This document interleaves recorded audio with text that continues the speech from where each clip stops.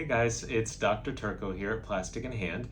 Wanted to take a moment to address all of the recent publicity of med spas. I was sitting at home one day and just watching John Oliver on Last Week Tonight, and lo and behold, a big segment on med spas. It was actually so good that the American Society of Plastic Surgeons brought this up in a big email to all of the surgeons discussing his segment and a lot of the validity behind it.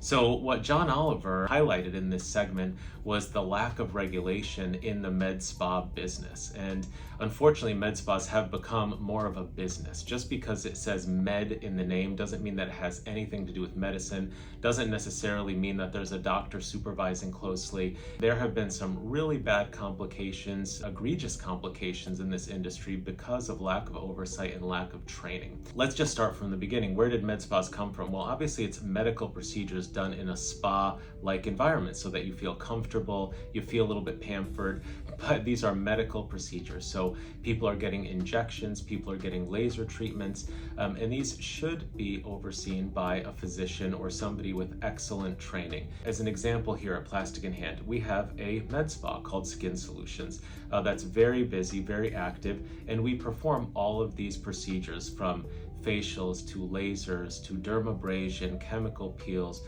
We perform injections of filler, of Botox, and we have 8, soon to be 9, board certified plastic surgeons who are overseeing all of this care.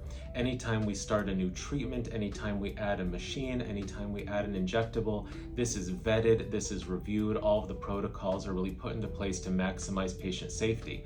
If by chance there is something that, I don't know, maybe didn't come out right, or maybe a patient has a concern, well, guess what? The doctors are there to take care of these issues, to hear the concerns, and make sure that everything is done in a seamless, safe way. This is not the case everywhere, because as I mentioned, it's kind of a business out there, not a medical practice out there. Some centers are really well run, have great supervision like ours, but others, as John Oliver put it, have basically only marketing and a poorly trained staff.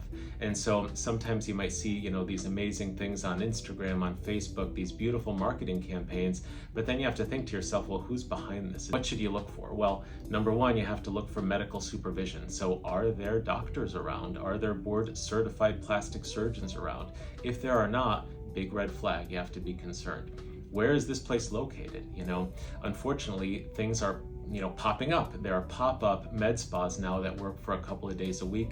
You need to have a true facility with true oversight by board certified and people who are invested in your care and in the results.